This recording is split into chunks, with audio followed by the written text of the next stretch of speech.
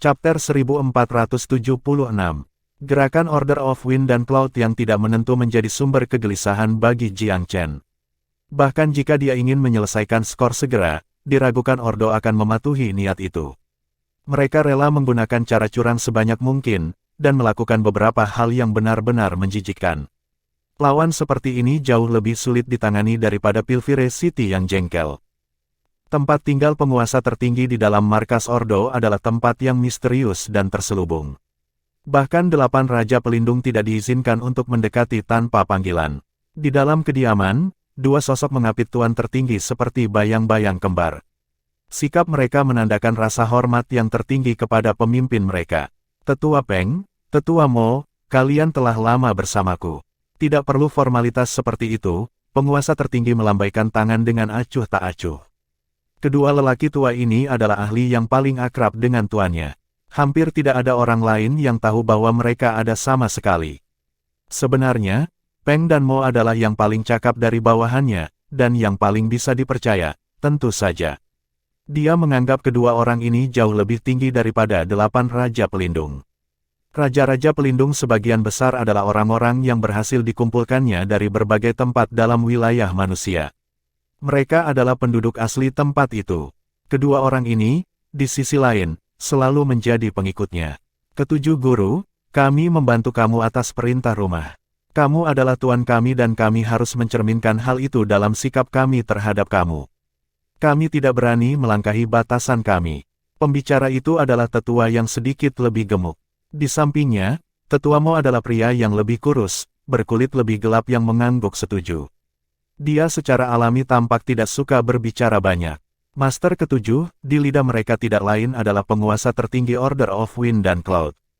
Tetua Peng, kamu telah memata-matai di mana-mana dalam domain manusia hari ini.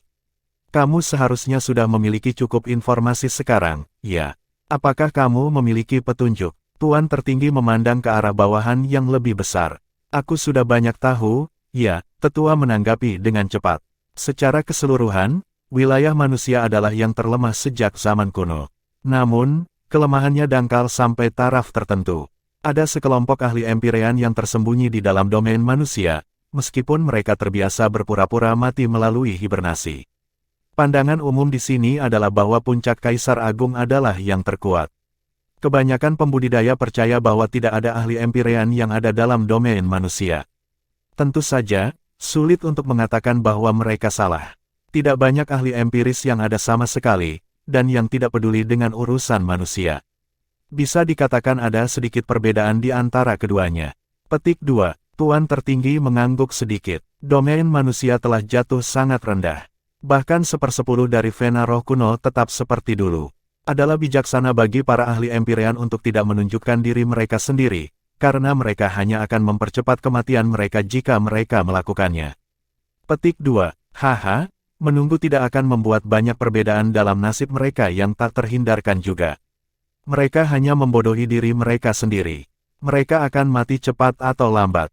Jika urat roh domain manusia tidak dapat pulih ke kondisi lama mereka, mereka hanya akan perlahan-lahan layu dalam mimpi mereka yang goyah. Nada Tetua Peng menunjukkan sedikit ejekan. Jelas, dia tidak menganggap para pakar Empyrean tersembunyi dari domain manusia sangat dihormati. Namun demikian, sikap mereka dapat dimengerti. Pemimpin tertinggi mencondongkan kepalanya. Ini baik bagi kita bahwa mereka tidak mau pindah. Itu satu halangan yang kurang potensial terhadap rencana kita. Petik 2. Master ketujuh, kita bisa mengejek orang-orang ini, tetapi kita tidak bisa mengabaikan mereka. Jika mereka menyadari tujuan kita, mereka mungkin bergerak seperti anjing gila melawan kita. Pilihan terbaik kami adalah menjaga niat kami yang sebenarnya dari mereka. Petik 2. Pemimpin tertinggi memikirkan hal ini selama beberapa saat, lalu menyetujui. Kamu benar, kami tidak dapat mengungkapkan tujuan kami. Sebaliknya, kita harus mempercepat penyelesaiannya. Ketika faksi-faksi lain dari Myriad Abyss mengabaikan tabu dan melonjak masuk, keuntungan House Xiao tidak akan sebesar ini. Saat ini, House Xiao berada di depan semua orang dalam kembalinya kita ke domain manusia. Petik 2. Tuan tertinggi dari Ordo Angin dan Awan adalah Tuan ketujuh dari rumah Xiao Pulau Myriad Abyss. Jika Jiang Chen hadir, ia akan segera menyadari bahwa Ordo itu milik musuh terburuk Huang. Tentu saja, Tuan ketujuh ini bukan murid inti paling inti di rumah, ergo, bukan yang seharusnya memiliki Huang sebagai kapal kultivasinya. Namun, fakta bahwa ia berasal dari rumah yang sama adalah alasan yang cukup untuk menentangnya. Master ketujuh dari House Xiahu telah menyelinap ke domain manusia menggunakan berbagai seni, membawa rombongan kecil bersamanya. Sama seperti Tetua Sun telah menyelinap ke wilayah manusia dengan Huanger bertahun-tahun yang lalu, Tuan ketujuh House Xiahu telah mengharuskan jenis kerahasiaan yang sama. Ada tabu yang dipaksakan pada keseluruhan Myriad Abyss Island, melarang siapapun untuk kembali ke wilayah manusia tanpa izin tegas. Dulu sangat ketat, karena sudah hampir 200.000 tahun sejak zaman kuno, perlahan-lahan terlupakan. Dikatakan bahwa ketika tabu pertama kali diumumkan, sumpah telah disumpah bahwa 200.000 tahun harus dilalui sebelum pertimbangan ulang itu mungkin. Ini berarti bahwa leluhur Myriad Abyss Island memiliki pandangan ke depan untuk menyadari bahwa hal-hal tidak akan banyak berubah dalam 200.000 tahun di masa depan mereka. Melewati itu, banyak hal yang lebih tidak pasti. Apapun itu, tabu belum dihapus saat ini. Meskipun ada banyak suara keras yang menuntut penghapusannya, siapapun yang kembali ke wilayah manusia dari Pulau Myriad Abyss sebelum benar-benar dihapus melanggar aturan. Ini juga alasan bagi hukuman Tetua Sun yang terlalu keras setelah kembali ke tanah airnya, beberapa tahun yang lalu. Jelas, berlalunya waktu berarti bahwa tabu memiliki sedikit kekuatan yang sebenarnya. Perbedaannya terletak pada bagaimana orang memilih untuk menegakkannya. Jika sebuah kelompok berkumpul bersama untuk mempermasalahkannya, tabu bisa menjadi dasar untuk menyelesaikan masalah. Jika tidak ada orang yang peduli tentang hal itu, tabu adalah alat yang luar biasa untuk keuntungan pribadi. Keluarga Xiahu unggul karena terima kasih. Mungkin mereka terinspirasi oleh perjalanan Tetua Sun dan Si ke domain manusia. Guru ketujuh, Tetua Peng berkomentar dengan serius, kita belum dapat mengungkapkan identitas kita sekarang apapun yang terjadi. House Xiahu tidak bisa mengembalikan amunisi musuhnya ke Myriad Abyss Island. Petik 2, pemimpin tertinggi mengangguk setuju, lalu tertawa. Bukankah kamu mengatakan kamu akan menyelidiki Tuan Muda Velurium Capital terakhir kali, Tetua Peng?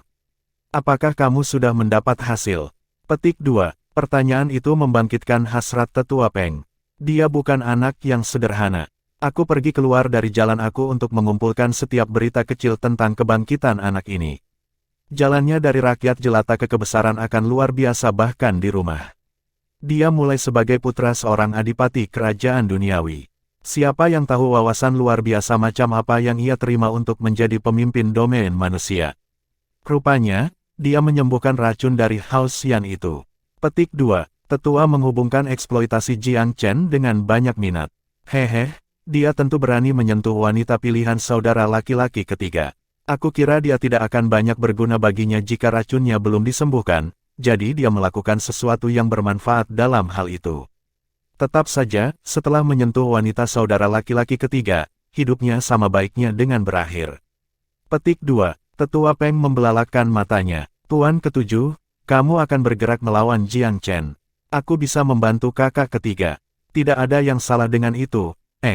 Tidak peduli bagaimana dia menyembuhkan cheat itu dari House Xian, dia dihukum mati karena bahkan secara nominal mengasosiasikan dirinya dengan seorang wanita yang dipilih oleh House Xiahu.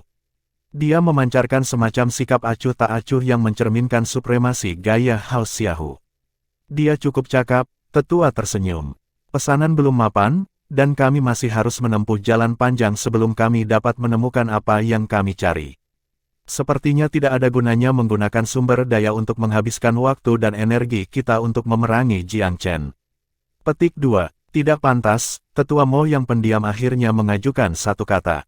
Apa yang sangat tidak pantas tentang hal itu? Tuan tertinggi mengernyit sedikit. Kereta di depan kuda. 3 kata lagi adalah semua yang tetua ingin berpisah. Tetua Peng diuraikan dengan sangat membantu. Guru ketujuh, kita memiliki semua waktu di dunia untuk melakukan pertempuran melawan Jiang Chen nanti. Saat ini, tujuan utama kami adalah menyelesaikan tugas rumah untuk menggali situs kuno domain manusia. Kita harus menemukan perintah rahasia surgawi yang berkaitan dengan rahasia purba. Rahasia itu tidak pernah dipecahkan, bahkan di zaman kuno. Kembali pada hari itu, ketujuh perintah rahasia nyaris dikumpulkan bersama. Sayangnya, ada kegagalan pada jam ke-11.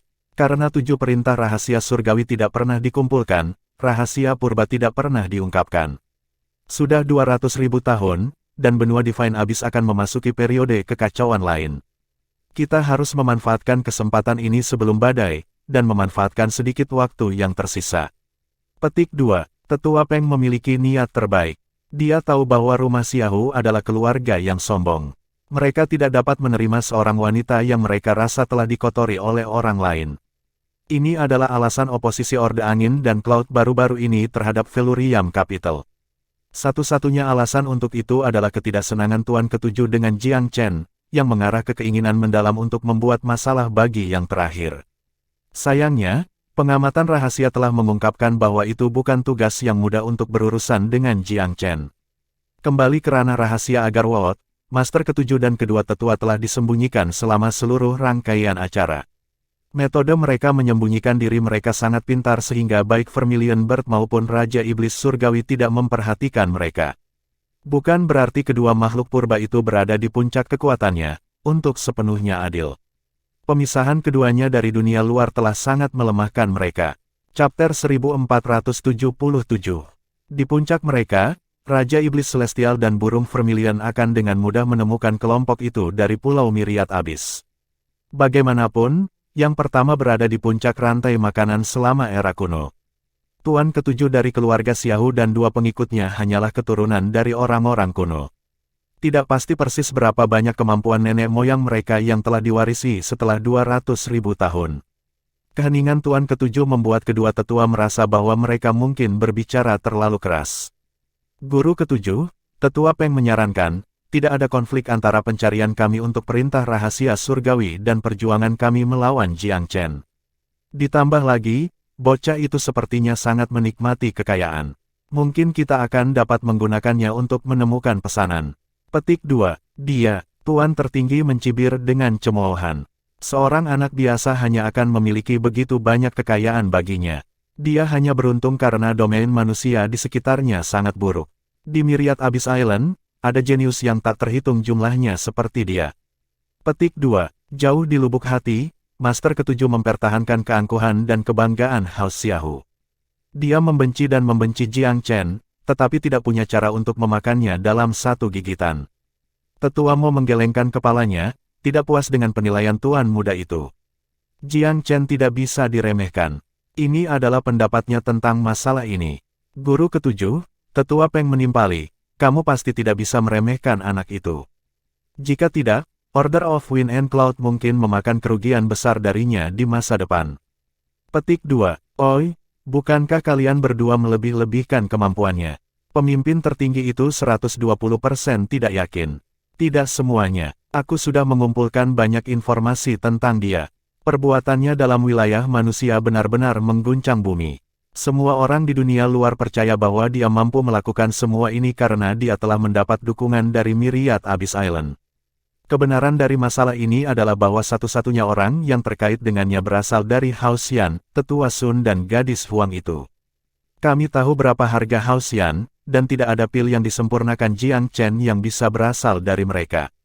Pil Penetrane, pil Longevity, pil Emperor Ascension, pil Supremacy Emperor, pasti ada lebih banyak dari ceritanya daripada itu, lebih banyak lagi.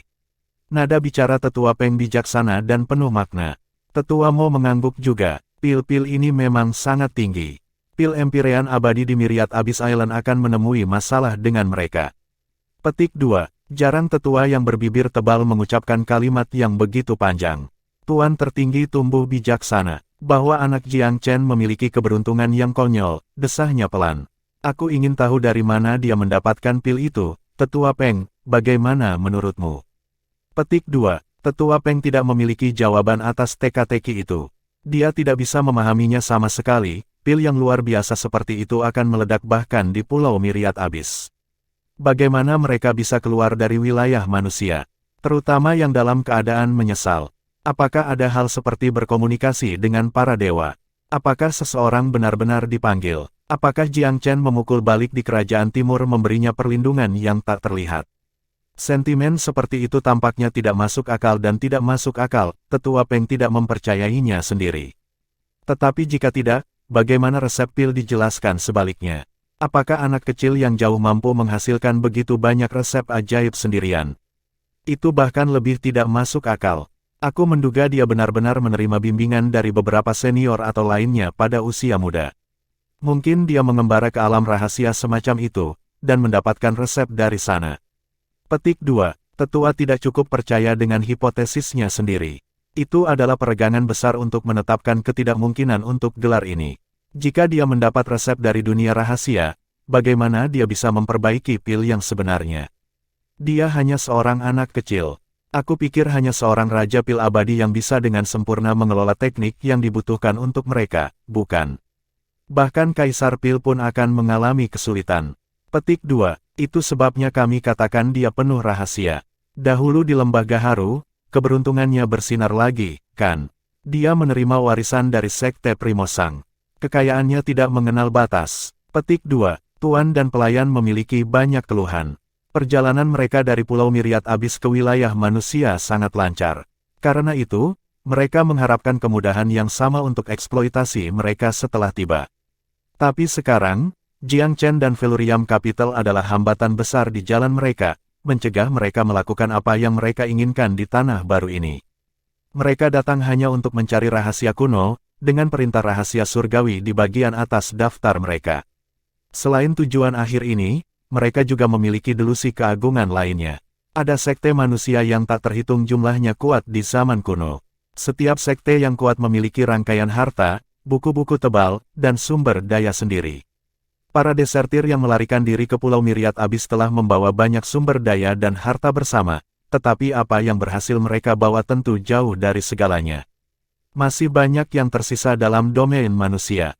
200.000 tahun yang telah berlalu sudah cukup untuk menutupi apa saja di pasir waktu, misalnya, jika alam rahasia Agarwalth belum terbuka dan Raja Iblis Surgawi tidak membantu hal-hal bersama, siapa yang akan berhasil masuk ke Sekte Primosang yang tersegel di bawah perwalian Vermilion Bird? Bocah itu aneh. Kenapa Vermilion Bird sangat menyukainya? Aku pikir itu seharusnya memiliki temperamen yang berapi-api. Petik 2. Ini adalah hal yang sangat membingungkan. Burung Vermilion jelas adalah makhluk ilahi yang melindungi tanah suci Sekte Primosang.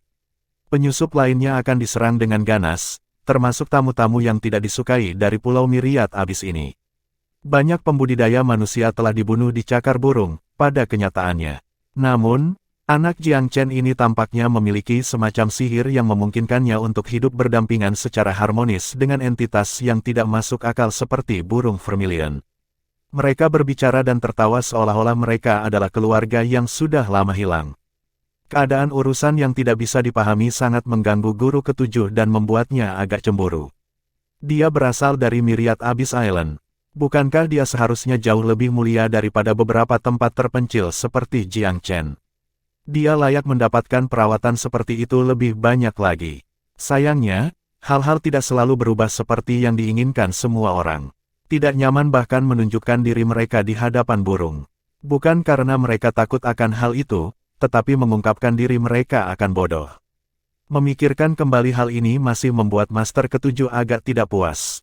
Fakta bahwa Jiang Chen berhasil mendapatkan persahabatan burung itu hanya menambah bahan bakar ke api kecemburuan dan kecemburuan. Bukankah luar biasa jika dia menjinakkan Vermilion Bird, dan bisa membawanya kembali ke House Xiahou sebagai gunung? Burung itu adalah unggas suci kuno. Salah satu dari 4 garis keturunan binatang suci kuno. Wilayah garis keturunannya jauh melebihi keturunan manusia purba ini. Sekte Primosang dulunya salah satu dari 10 faksi besar di zaman kuno. Bagaimanapun, itu adalah salah satu pemimpin di antara umat manusia. Anak itu sangat beruntung, Tetua Peng tidak bisa menahan diri dari pengamatan kontemplatifnya. Jika dia diizinkan untuk menunjukkan diri, warisan Primosang Sekte bisa menjadi milik mereka. Sayangnya, banyak hal yang tidak berjalan seperti itu. Jiang Chen pada akhirnya yang diuntungkan. Jika kita mengeluarkan kabar bahwa anak ini mendapat warisan Primosang Sekte, tidak akan yang lain di Myriad Abyss Island mulai mengamuk. Keturunan murid sekte itu yang paling penting. Petik 2. Sekte Primosang kuno telah menjadi sekte yang adil dan benar. Mereka berada di barisan depan pertahanan melawan invasi iblis. Mereka semua berjuang mati-matian melawan para penyerbu. Namun, bahkan sekelompok bangsawan seperti itu memiliki pengecutnya. Takut akan nyawa mereka, sebuah kontingen kecil telah meluncur ke Pulau Myriad Abyss. Untuk sekte sebesar ini, begitu besar, bahkan para pengecutnya cukup mahir. Selain itu, ada serangkaian perjanjian yang menetapkan hierarki antara mereka yang melarikan diri ke Divine Abyss. Para desertir Primosang telah berhasil mendirikan pangkalan di Pulau Myriad Abyss, dengan beberapa kelanjutan dari warisan lama mereka di sana. Jika Master Ketujuh akan merilis berita tentang Tanah Lama dan harta karun sekte muncul kembali, keturunan sekte itu pasti akan masuk ke dalam kegilaan. Domain manusia tentu akan lebih hidup. Kami tidak bisa membiarkan itu, Guru Ketujuh. Saat ini, kami tidak mampu memperingatkan musuh. Petik 2. Haha, aku hanya bercanda. Aku akan mengambil semua yang dia miliki tentu saja, ketika dia jatuh ke tanganku. Hahaha. Ketika mereka berbicara, pesan mesin terbang masuk dari luar kediaman. Master Ketujuh mengambilnya dengan santai. Haha, Tuan Soklut efisien, tidak apa-apa. Dia sudah mengelilingi Ninesun Skysect. Tidak ada serangan, tentu saja, hanya pertempuran kecil dan intimidasi. Rumor mengatakan bahwa Feluriam sedang mempersiapkan pasukan gabungan untuk melawannya.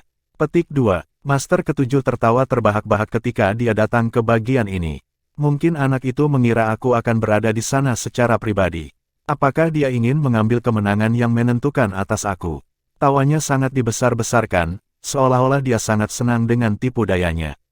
Guru Ketujuh, tetua mengingatkan, bahwa Jiang Chen adalah penguasa perang. Baik militer dan psikologis. Kita seharusnya tidak menganggapnya enteng. Petik 2. Haha, ini bukan tentang menganggapnya enteng. Aku akan memberinya kejutan besar kali ini. Petik 2. Mata Elder Peng bersinar. Apakah kamu mempunyai rencana? Ya, Master Ketujuh tidak bergerak untuk menyembunyikannya. Kedua tetua memandang tuan muda mereka, menunggunya untuk melanjutkan. Inti dari rencanaku adalah memancing Jiang Chen keluar dari Feluriam Capital. Kami kemudian dapat memimpin sebagian besar pasukan kami dalam serangan diam-diam di kota.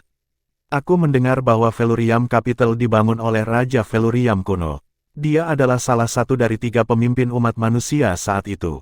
Kota yang dibangunnya tentu menyimpan rahasia untuk pekerjaan hidupnya serta warisan yang kaya. Bagaimana kita tidak bisa mencoba keberuntungan kita di sana? Petik 2. Chapter 1478. Sekte Feluriam juga merupakan salah satu dari 10 faksi besar di zaman kuno. Itu setara dengan Primosang dan bahkan lebih. Warisan lama mereka adalah bukti tidak langsung dari itu. Didukung oleh pagoda Feluriam, Feluriam Capital telah bertahan hingga hari ini.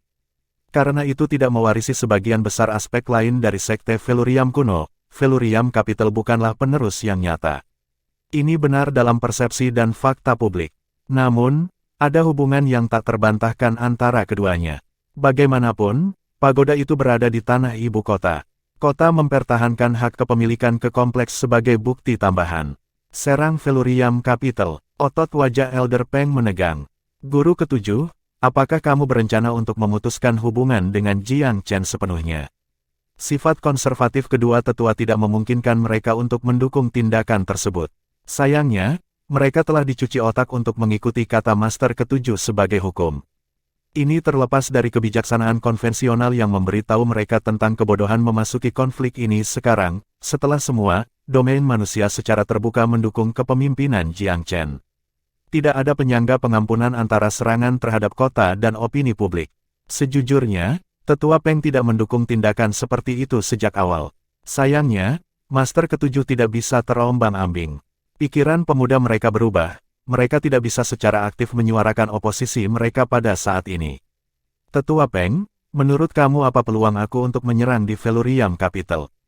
Master Ketujuh tersenyum. Dalam beberapa tahun terakhir, aku telah mengumpulkan beberapa kaisar besar manusia di sisi aku. Jika aku mendorong keunggulan numerik dengan mengerahkan semuanya sekaligus, aku pikir aku akan memiliki pukulan yang cukup bagus, selama Jiang Chen membawa kekuatan utamanya untuk memperkuat Ninesun Skysect. Petik 2. Mereka baru saja membentuk aliansi. Mereka tidak bisa meninggalkan Ninesun begitu saja. Apa gunanya aliansi? Petik 2. Ya, Jiang Chen tidak punya pilihan. Master Ketujuh bertepuk tangan dengan ceria. Ketika aku mengambil alih Feluriam Capital dan mengambil alihnya, anak itu akan terlambat bahkan jika dia berlari kembali. Dia bersemangat hanya berpikir tentang menduduki inti dari domain manusia. Feluriam Capital adalah tempat warisan kuno, berisi tempat suci yang sama legendarisnya dengan pagoda. Yang paling penting, mereka telah mendengar bahwa Felurium Capital memiliki tradisi mengadakan rapat pagoda Felurium setiap 60 tahun. Sangat disesalkan, tidak ada jenius dari Felurium yang mencapai terobosan pada pertemuan tersebut, meninggalkan warisan sekte kuno terkubur. Ini berarti ada banyak tanah perawan bagi mereka untuk mengungkap. Meskipun Tuan Ketujuh dan dua pelayannya berasal dari Pulau Myriad Abyss, warisan sekte Felurium kuno cukup memikat mereka. Dia mendelegasikan 6 dari 8 pelindung rajanya untuk berbagai tugas. 2 tetap di markas. Ada banyak bintang surgawi dan iblis bumi yang tersedia. Dia menempatkan mereka di dekatnya untuk menyerang Felurium Capital bersama-sama. Dia menghindari serangan langsung di tempat terbuka untuk memprovokasi Jiang Chen. Ketika penguasa muda Felurium dengan bodohnya percaya bahwa medan perang akan berada di sekte Ninesun Sky, Tuan Muda akan pergi ke tempat lain menghancurkan basis operasi Felurium Capital. Tetua Peng, Tetua Mo, aku harus mengandalkan bantuan kamu untuk serangan mendadak kami di Felurium Capital. Meskipun Tuan Ketujuh tidak senang dengan segala sesuatu tentang Jiang Chen, ia harus mengakui bahwa pemuda lain adalah satu-satunya yang menjadi ancaman di domain manusia. Secara khusus, 8 golem batu dan burung vermilion di dekatnya adalah keuntungan yang sangat baru, fakta yang membuat Master Ketujuh sangat kesal. Peluang itu miliknya, kami akan melakukan semua yang kami bisa.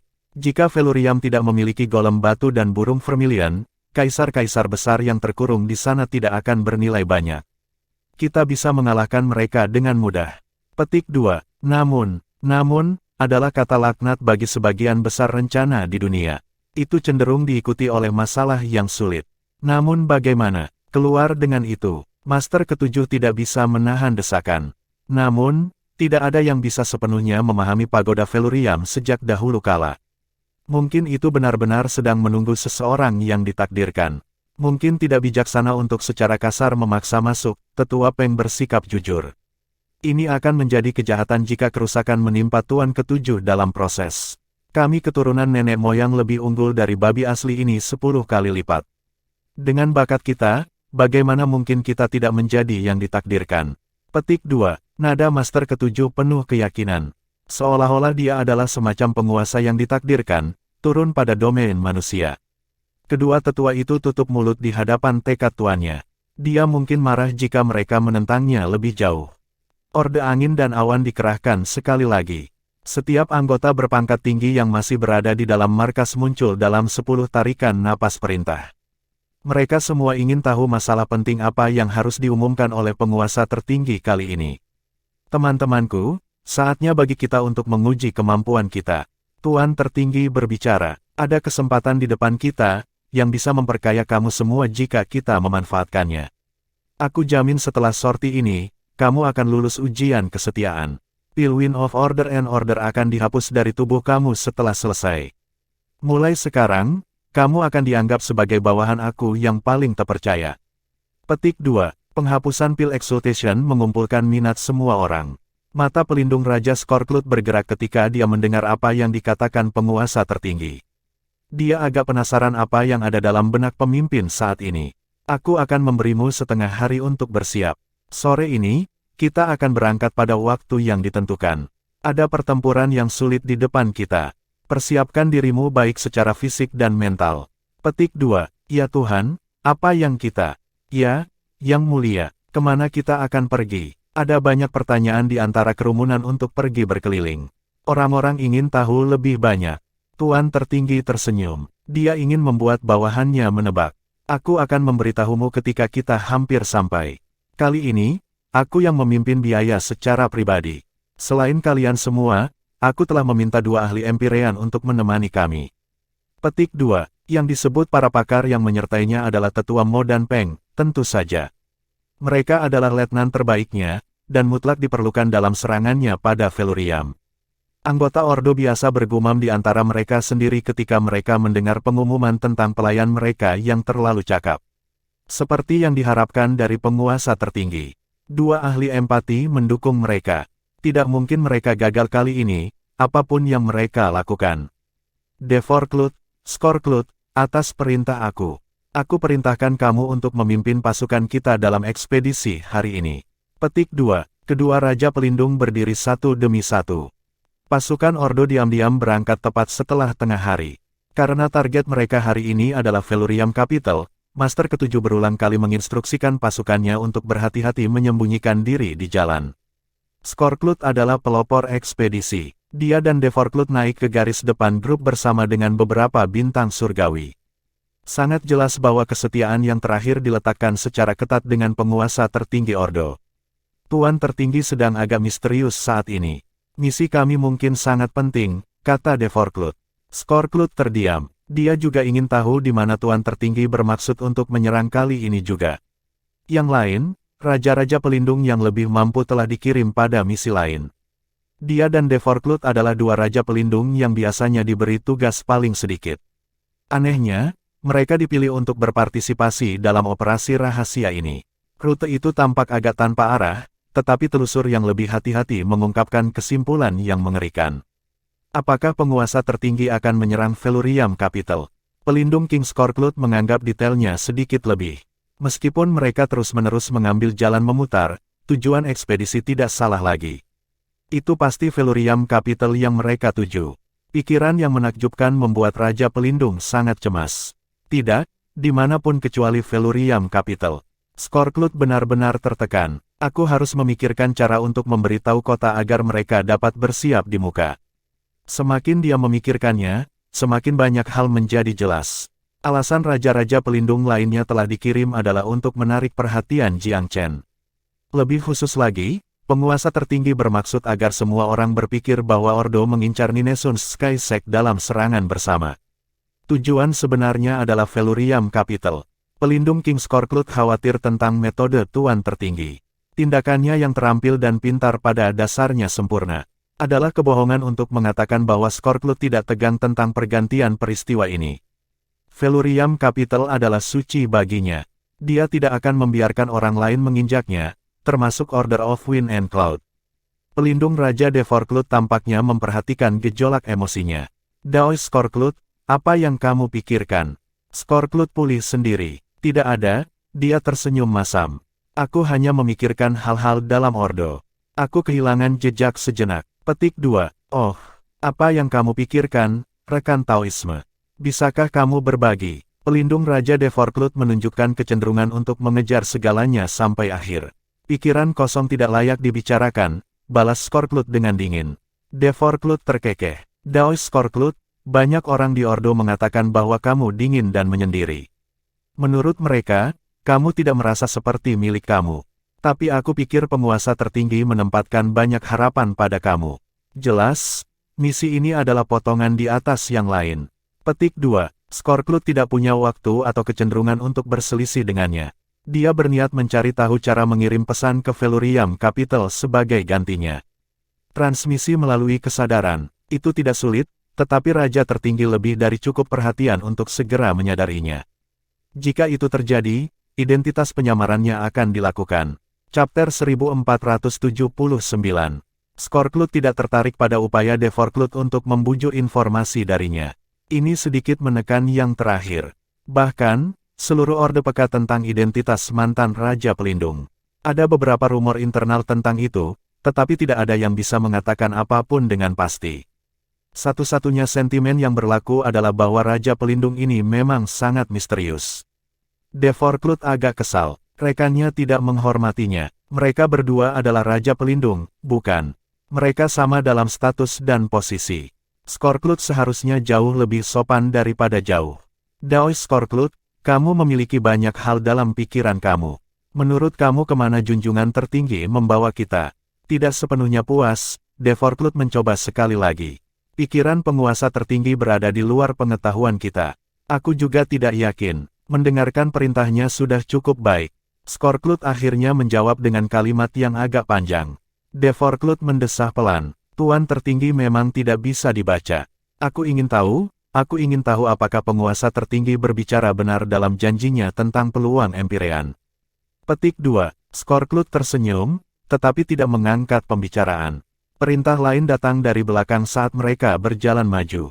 Pelindung Raja, Tuhan tertinggi memerintahkanmu untuk pergi ke Tenggara.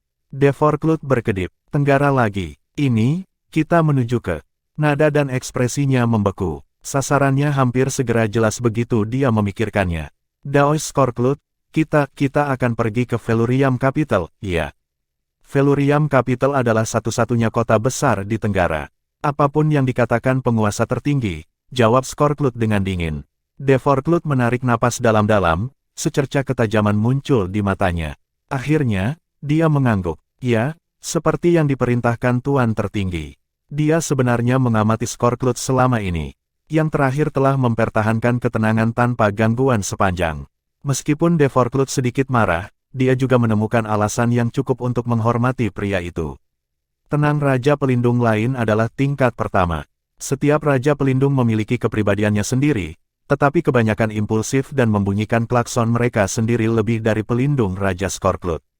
Ada persaingan timbal balik antara 8 Raja Pelindung demi mendapatkan bantuan Tuan Tertinggi. Lebih banyak bantuan berarti lebih banyak kesempatan pada kesempatan empiris yang dijanjikan. Persaingan untuk mendapatkan persetujuan ini berarti bahwa ada banyak perselisihan yang tak terlihat antara Raja-Raja Pelindung. Ini adalah alasan utama untuk pertanyaan Devorklut yang tak ada habisnya di sepanjang jalan. Namun, ketenangan Skorklut tidak tertandingi. Apakah dia benar-benar setenang ini atau dia berpura-pura? Devorklut menemukan ketidakpedulian orang lain terhadap kekuasaan dan kemuliaan luar biasa. Daois Skorklut, dia membuat untuk berbicara sekali lagi. Daois Devorklut, kami memimpin barisan depan. Kami memiliki banyak tanggung jawab untuk mempersiapkan jalan bagi penguasa tertinggi. Akan sangat buruk jika kita melewatkan detail pencarian karena percakapan kosong. Skorklut jelas tidak tertarik dengan obrolan. Devorklut tertawa datar meskipun respon singkat yang diterimanya. Ya, sesama penganut Taoisme. Kamu benar sekali. Petik 2. Skorklut sebenarnya ingin mengusulkan agar mereka berpisah, tetapi dia khawatir tentang kemungkinan kecurigaan dari rekannya. Pemimpin tertinggi jauh lebih paranoid tentang hal-hal seperti itu juga. Dia hanya bisa menahan diri dan perlahan-lahan melanjutkan. Sayang sekali kedua saudara itu tidak berada di barisan depan. Kalau tidak, aku bisa mengirim mereka untuk mencari dan mengirim pesan. Pelindung King Skorklut merasa terganggu dan jengkel. Dia tidak lain adalah Kaisar Peerless yang telah menunggu Jiang Chen di pintu masuk lembah Agarwold. Perjalanan pemuda itu melibatkan Kaisar dan saudara-saudara Jiao yang menunggu di luar, menyamar sebagai penggarap berkeliaran. Sayangnya, Jiang Chen dan teman-temannya sudah lama berada di dalam. Kaisar Peerless dan saudara-saudara Jiao tidak bisa mengikuti meskipun ada kekhawatiran mereka.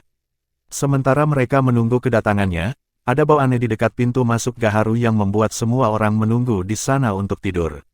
Penguasa tertinggi Ordo telah membawa sekelompok loyalis di Heart dari Myriad Abyss Island, menangkap mereka semua dalam satu gerakan.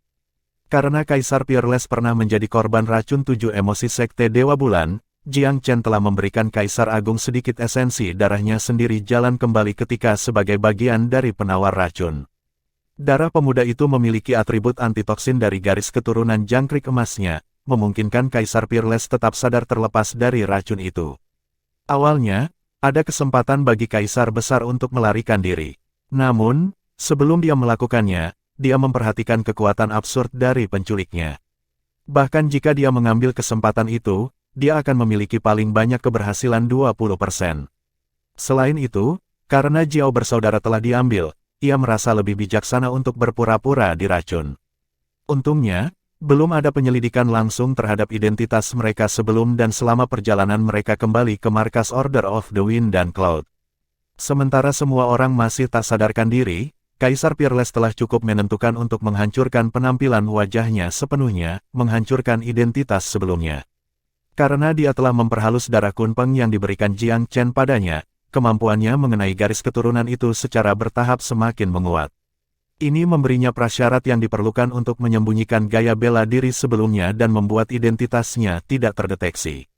Ketika Ordo mulai menyelidiki identitas mereka secara lebih rinci, ia menyebut dirinya sebagai Master Pengembara Kunpeng. Tidak ada seorang pun di dunia penggarap berkeliaran yang pernah mendengar nama itu. Kaisar Everviolet juga tidak berhasil memberikan banyak petunjuk. Karena wajah Kaisar Peerless yang tidak dapat dikenali dan aura aneh yang diberikan oleh darah kunpengnya, Kaisar Agung lainnya tidak dapat menemukan apapun. Meskipun kedua kaisar telah bertarung berkali-kali di masa lalu, Everviolet hanya mengalami Peerless yang asli, daripada yang diperkuat oleh darah Kunpeng. Karena kurangnya cacat dalam penyamaran Peerless, Ever Violet bahkan tidak pernah menganggap identitas aslinya sebagai kemungkinan yang paling jauh.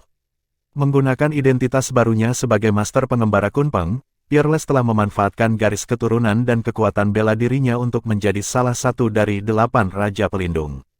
Adapun saudara Jiao, mereka menerima petunjuk dari Kaisar Peerless setelah bangun untuk menyembunyikan kekuatan mereka. Akibatnya, Ordo hanya mengenal mereka sebagai ahli ranah Kaisar. Karena jumlah tahanan yang telah mereka ambil dan normalitas relatif dari saudara-saudara, mereka hanya mampu menjadi iblis bumi, 3 tingkat di bawah penguasa tertinggi. Tidak banyak orang memperhatikan individu pada peringkat itu. Ketiganya mampu bertahan hidup tanpa kesulitan, tanpa ada orang yang lebih bijak tentang hubungan sejati antara ketiganya. Namun demikian, Kaisar Peerless dan saudara-saudara Jiao telah mengambil pil pengangkatan juga. Karena lapisan asuransi ini, penguasa tertinggi tidak takut tipu daya atau pengkhianatan dari siapapun. Di lubuk hatinya, Tuan Ketujuh memperlakukan wilayah manusia dengan cemoohan. Dia merasa bahwa semua orang yang tinggal di sini memalukan dan pengecut.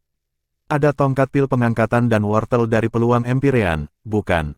Tidak mungkin ada orang yang tidak loyal karena diberikan 2 insentif ini. Karena itu, dia tidak pernah secara serius mempertimbangkan kemungkinan siapapun mengkhianatinya.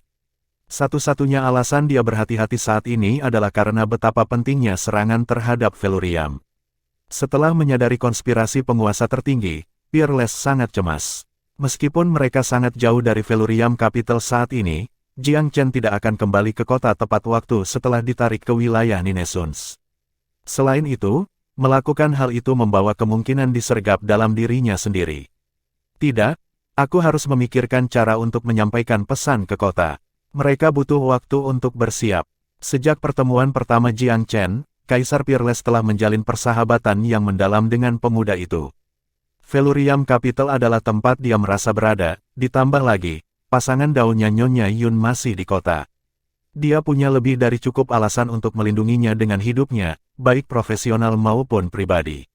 Kaisar Peerless adalah seseorang yang sangat peduli tentang hubungan. Meskipun dia belum mengenal saudara-saudara Jiao sebagai kultivator pengembara, mereka adalah kolega dan sejawat di bawah spanduk Gunung Suci Pivo yang sama. Kaisar Peerless tidak bisa membiarkan mereka membusuk. Keinginan untuk merawat teman-temannya dan menyelidiki orang-orang misterius telah mencegahnya pergi ketika dia bisa. Namun, perhatiannya terhadap detail belum membantunya mengetahui identitas dan asal-usul penguasa tertinggi. Kurangnya cara untuk mengirim pesan ke Felurium membuatnya curiga bahwa pertanyaan tak henti-hentinya Devorklut adalah demi mengawasi perilakunya. Dia bisa saja ditanam oleh penguasa tertinggi. Peerless tidak punya niat untuk mengungkapkan kekurangan apapun dalam penyamarannya sekarang. Tentara mendekati Felurium Capital dengan berlalunya waktu. Itu akhirnya tiba di kota Demesne 1 hari, yang berarti bahwa tembok itu dalam perjalanan hari lain. Syukurlah, penguasa tertinggi memerintahkan istirahat dan istirahat. Tuan Ketujuh, mengapa tidak menekan serangan itu? Kita sudah sangat dekat, bukan? Tanya Tetua Peng. Kami tidak terburu-buru. Aku sedang menunggu berita dari Ninesuns Skysec. Ketika diverifikasi bahwa Jiang Chen memang ada di sana, aku akan memberikan perintah untuk mengepung kota. Tuan tertinggi memiliki rencana spesifik dalam pikiran. Dia tahu benar bahwa kehadiran Jiang Chen memberi tulang punggung Felurium Capital. Akan jauh lebih sulit untuk mengambil kota itu. Tanpa tuannya yang muda, sebuah kota tanpa pemimpin dapat jatuh ke dalam kekacauan. Tidak mungkin itu berdiri melawan serangannya. Tetua mengangguk. Sangat bijak, Tuan Ketujuh. Anak itu adalah pilar kota, Felurium Capital bukan apa-apa tampaknya. Petik 2. Mereka tidak waspada terhadap tingkat kultivasi Jiang Chen, tetapi pengaruhnya terhadap Felurium Capital secara keseluruhan. Selanjutnya, 8 saudara golem batu dan burung vermilion juga sangat berbahaya. Meskipun mereka tidak takut, 8 saudara batu golem jelas merupakan lawan yang tangguh. Lebih baik menghindari mereka jika memungkinkan. Chapter 1480. Saat ini, Jiang Chen memang dalam perjalanan ke Sekte Ninesuns Sky. Informasi yang diberikan kepadanya samar-samar mengenai niat Order of Wind dan Cloud, tetapi ia masih harus mencoba untuk menangkalnya sebaik mungkin. Menurut analisisnya, jelas ada kekuatan yang lebih besar di Ninesuns. Tampaknya cukup masuk akal untuk berasumsi bahwa ada serangan penuh yang direncanakan di sana. Adapun pengadilan Cicadas Surgawi, Jiang Chen telah mengirim Kaisar Mata Air, Han Qianzhan, Sekte Skysword, dan teman-temannya di sana untuk mempertahankannya. Selain itu, ia telah meninggalkan setengah dari pasukannya serta burung Vermilion kembali di Velurium Capital. 4 dari 8 batu golem bersaudara ditempatkan di sana juga untuk membantu burung itu dalam pertahanan. Jiang Chen sendiri memimpin pasukan aliansi di jalur menuju Ninesun Skysec. Dia siap untuk pertempuran yang menentukan di wilayah mereka. Sebagai bagian dari barisan depan, Devor Klut agak cemas. Apa yang menunggu penguasa tertinggi? Jika kita akan menyerang Velurium Capital, kita harus melakukannya. Berkeliaran tanpa tujuan berarti membakar lubang di dadaku. Petik 2. Meskipun dia tidak bisa menunjukkannya di wajahnya, Kaisar Peerless bahkan lebih cemas daripada dia. Tiba-tiba, telinga Kaisar bergerak. Kesadarannya mendeteksi sesuatu yang akrab. Menilai dari reaksinya, Devor Klut telah mengambil sesuatu juga. Dengan gerakan kilat, Peerless menembak keluar, meraih ke arah bumi. Satu gerakan saja sudah cukup untuk mengambil apa yang dia cari. Itu adalah tikus emas. Seekor tikus Gold Beater, tepatnya. Kaisar tidak asing dengan tikus-tikus ini secara khusus. Dia cukup senang melihat satu di sekitar sini seperti yang diharapkan. Devor Klut melangkah juga, penasaran dengan keributan. Sejujurnya, Kaisar Peerless punya ide ketika dia merasakan aura tikus di awal. Dia mengambil inisiatif setelah menyadari bahwa Devor Klut juga memperhatikan binatang itu. Jika orang lain yang menangkap tikus itu, ia akan mati sekarang. Haha, keberuntunganku tidak buruk hari ini.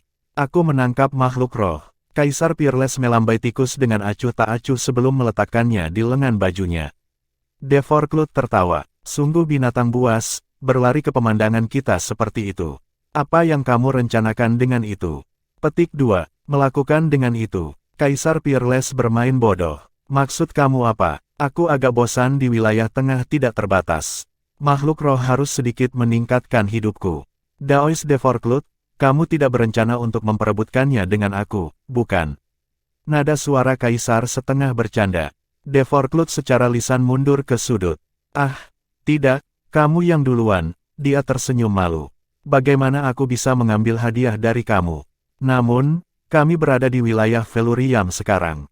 Kita harus waspada tentang apakah mereka dikirim oleh Velurium Capital. Petik 2. Haha, itu tidak masalah bahkan jika mereka. Sekarang setelah aku memilikinya, hanya ada satu pilihan, menjadi binatang kontrak aku, atau yang lain. Kaisar Peerless berkata dengan paksa. Devor Klut tidak punya hal lain untuk dikatakan. Investigasinya tidak menghasilkan pergerakan lebih lanjut dari lingkungan. Keduanya kembali ke kamp masing-masing. Duduk bersila, Kaisar Peerless mengeluarkan tikus dan melanjutkan untuk bermain dengannya. Devor Klut menggelengkan kepalanya pada dirinya sendiri. Kaisar Peerless tampak seperti dia benar-benar menjadikan roh binatang itu sebagai miliknya. Daois Skorklut tentu memiliki banyak waktu luang di tangannya. Itu adalah binatang roh yang cukup rata-rata dalam semua hal. Apa gunanya menganggapnya sebagai binatang yang dikontrak? Jelas, Devor Klut tidak menganggap tindakan Kaisar sangat dihormati. Kaisar Peerless, di sisi lain, baru saja memulai komunikasi dengan kesadarannya.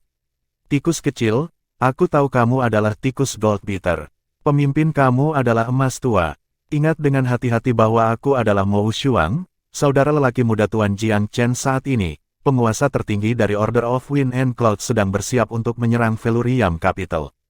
Kamu harus mendapatkan berita itu kembali ke kota dan Tuan Muda. Jika tidak, kota akan berada dalam bahaya besar. Jangan khawatir, aku akan berpura-pura menganggapmu sebagai binatang kontrakku.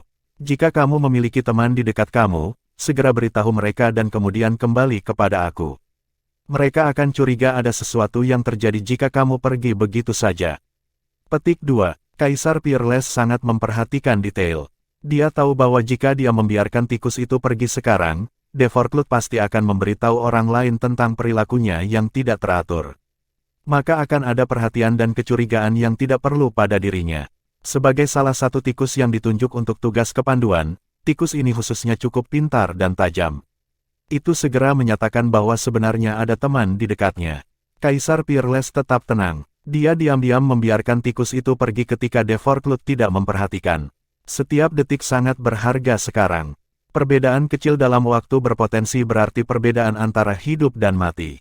Tikus itu sangat cerdas. Ia tahu untuk lebih berhati-hati dalam menghadapi bahaya. Dalam waktu singkat, ia telah memberitahu rekan-rekan terdekatnya tentang bahaya yang mengancam. Tikus lain meneruskan pesan ke raja mereka. Raja tikus panik ketika mendengar apa yang sedang terjadi. Tikus Goldbeater tetap berada di Velurium Capital untuk menjaganya. Segera menghubungi burung Vermilion. Karena mereka berdua adalah anggota garis keturunan kuno, ini membuat komunikasi menjadi lebih mudah. Setelah mengetahui hal ini, ide pertama burung itu adalah menghubungi Jiang Chen.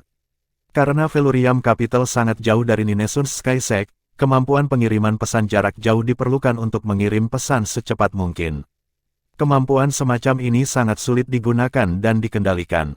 Burung Vermilion tahu tentang hal itu dan mampu menggunakan kemampuan semacam itu, tetapi memiliki vitalitas yang cukup untuk melakukannya. Sebagai gantinya, salah satu saudara batu golem didelegasikan eksekusi.